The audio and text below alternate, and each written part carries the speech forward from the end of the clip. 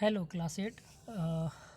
Yesterday the content was not that much clear, so I am giving it today.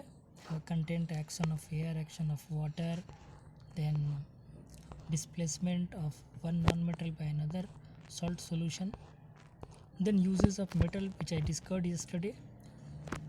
uh, Uses of metals was very important topic.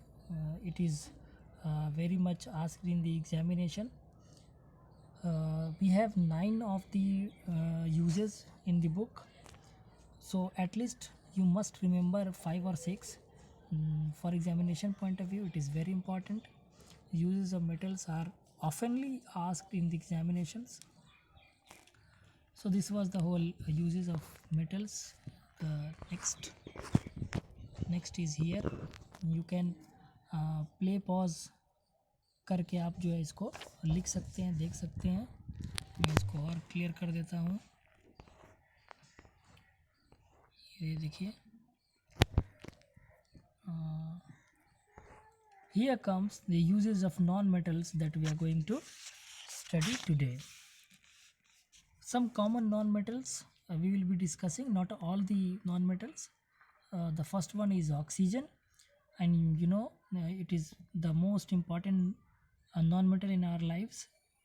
We and most other living beings need it for respiration, और इनके बहुत सारे use है, हम लोग देखते हैं.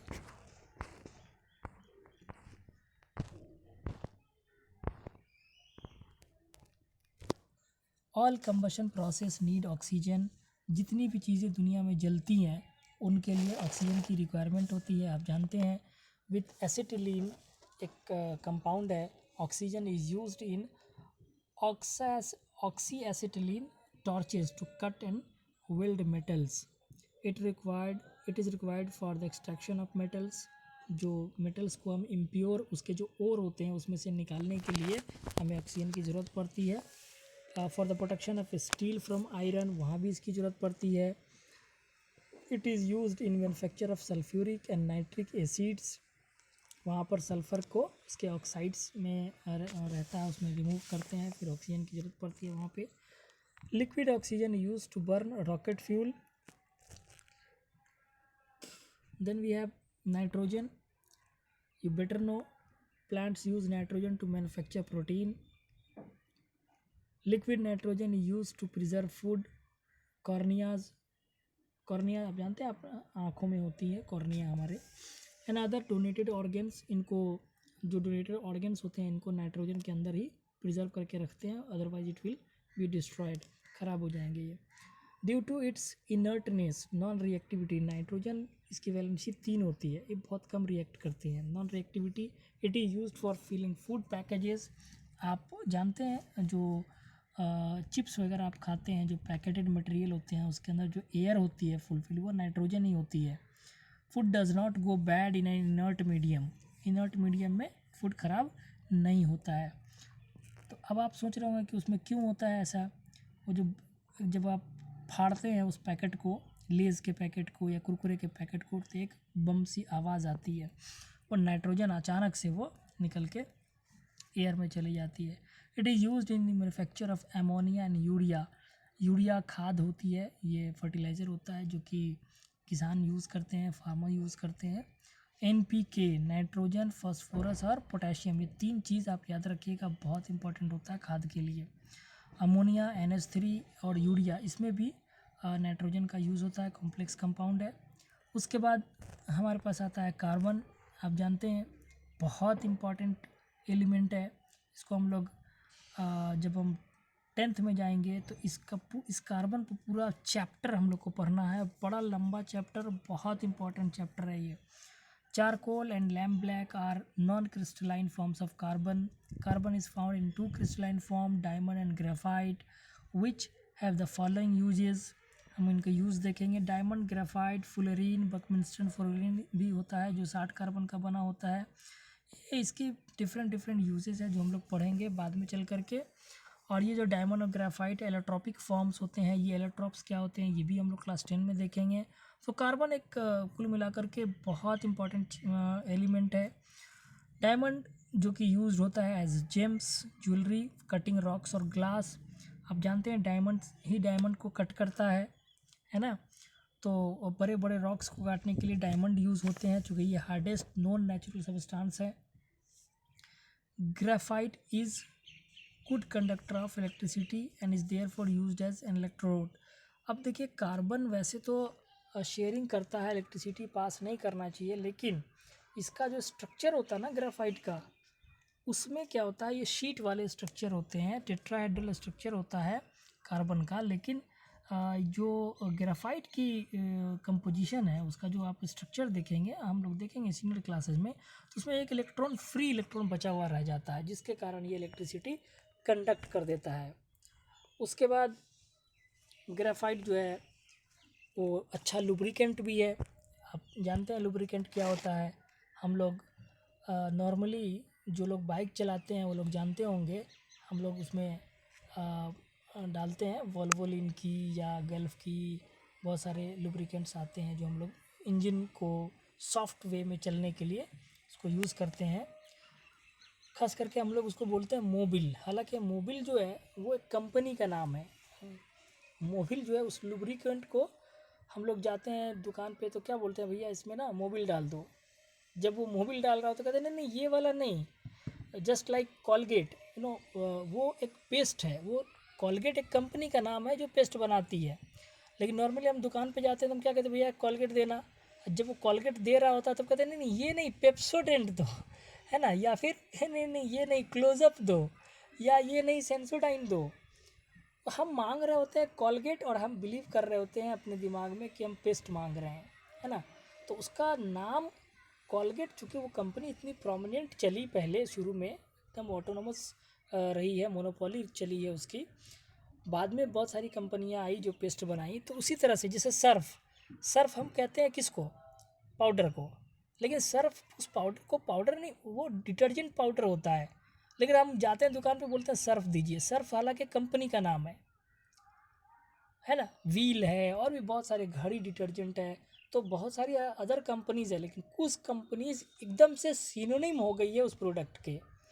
तो ये चीज़ें यहाँ भी लागू होती है। लुब्रिकेंट्स का मतलब लुब्रिकेंट्स होता है, लेकिन हम उसको कहते हैं मोबिल, जबकि मोबिल लुब्रिकेंट की एक कंपनी है जो लुब्रिकेंट बनाती है। ऐसे बहुत सारी कंपनियां हैं, वोल्वोलिन है ना, गल्फ है और भी बहुत सारी है। तो ये एक कॉमन बात थी जो मैंने आपको बताया। आप समझिएगा कि अगली बार से जब आपको पेस्ट लेने जाना हो तो पेस्ट का नाम बोलिएगा। ये नहीं कि भैया कॉलगेट दो और जब वो कॉलगेट दे तो बोलिए नहीं नहीं चाहिए पेप्सोडेंट, या फिर नहीं हमको सेंसोडेंट चाहिए। तो ये वाली बात आप उस ध्यान दीजिएगा। So it can be used as lubricant in machines that acquire high temperatures while being operated. जो काफ़ी ज़्यादा टेम्परेचर पे मशीनें ऑपरेट होती है ना, उसमें ये एज अ लुब्रिकेंट यूज़ होती है। Graphite is also use in manufacture of pencils. आपका पेंसिल का जो ब्लैक पोर्शन है वो ग्रेफाइट ही है, ठीक है। सल्फर अगला नॉन मेटल है। येलो सॉलिड है, सेवरल यूजेज है इसका in manufacturing dyes, matches. Matches आप मैच स्टिक देखे हैं, उसके ऊपर में जो वो बारूद लगा हुआ होता है, हाँ, fireworks, gun powder. It is use in many medicines, use as fungicides. Fungicide is to kill fungi, so fungicides. It is also used to treat rubber and to manufacture sulfuric acids. Then we have next chlorine. Chlorine भी एक बहुत important element है, halogen family से belong करता है। इसकी valency एक होती है, हमने पढ़ा है पहले वाले चैप्टर में। This greenish yellow gas has the following uses: manufacture of useful plastic, PVC, polyvinyl chloride. PVC की पाइप आती है, आप देखते होइएगा प्रिंट्स वगैरह की, जो टंकी में लगती है और हमारे नलके तक आती है, प्लास्टिक की पाइप, वो इसी की बनी हुई होती है। It is use to disinfect water to kill germs. हम लोग पानी में भी इसको डालते हैं ताकि जर्म्स को मार दे। This is done either by passing chlorine gas through the water और by treating water with bleaching powder. It is used as bleaching agent in paper and textile industry. Paper और टेक्सटाइल इंडस्ट्री में भी इसका bleaching agent के रूप में use होता है। House hold bleaching agent also contain chlorine compounds. House hold के जो ब्लीचिंग एजेंट्स होते हैं उसमें ये इसके कंपाउंड होते हैं, जैसे सोडियम क्लोराइड है, तो क्लोरीन का कंपाउंड हो गया। Chlorine is used in manufacture of hydrochloric acid, HCl के मैन्युफैक्चर में भी ये यूज़ होता है। देन सीधी सी बात है, हाइड्रोजन के साथ क्लोरीन को मिलाएंगे तो HCl बनेगा, तो क्लोरीन यूज़ हुआ ना। It is also use in manufacture of pesticides like gammexane, तो ये पेस्टिसाइड भी बनाते हैं। Then we have iodine, chlorine हो गया। इसके बाद हम लोग आयोडीन पर आएंगे।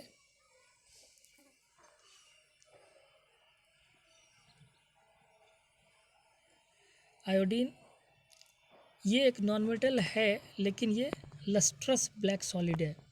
अब लस्टर तो होता है मेटल के अंदर, तो ये एक एक्सेप्शन हो गया, तो इसको याद रखिए कि एक्सेप्शन हमेशा पूछा जाता है, ठीक है।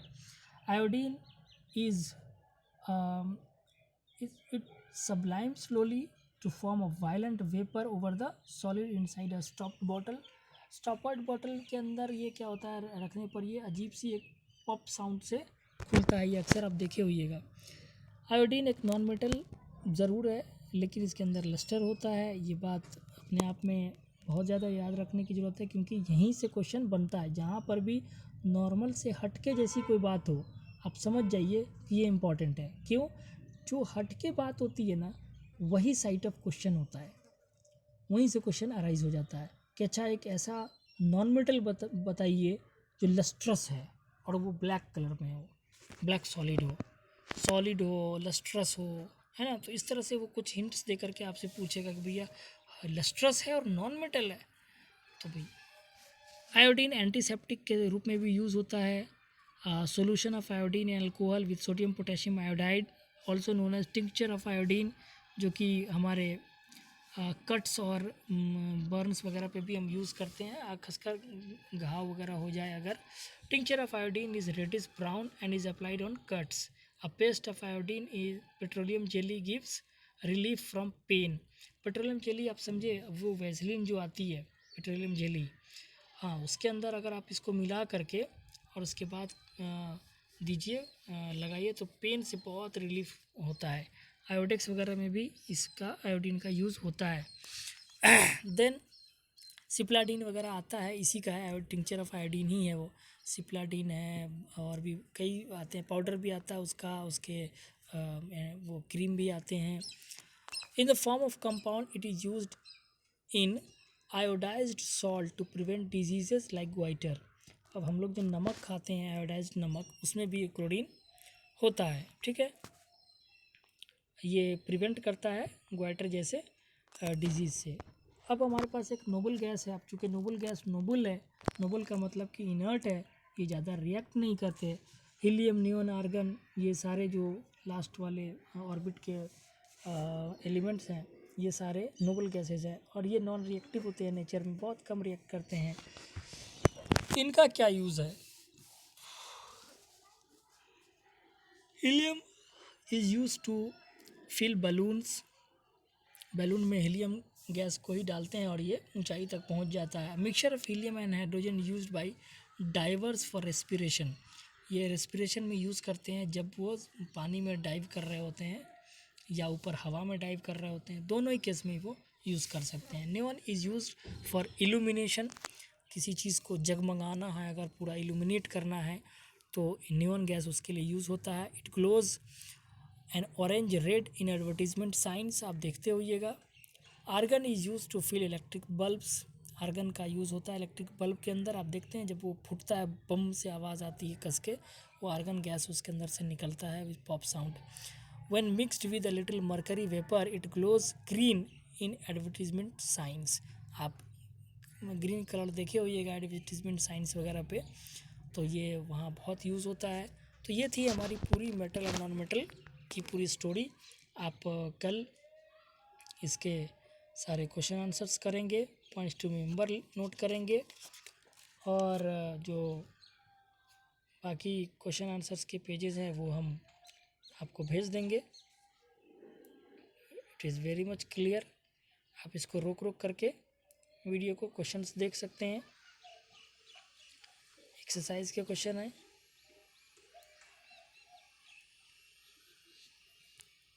A B C D E F तक है।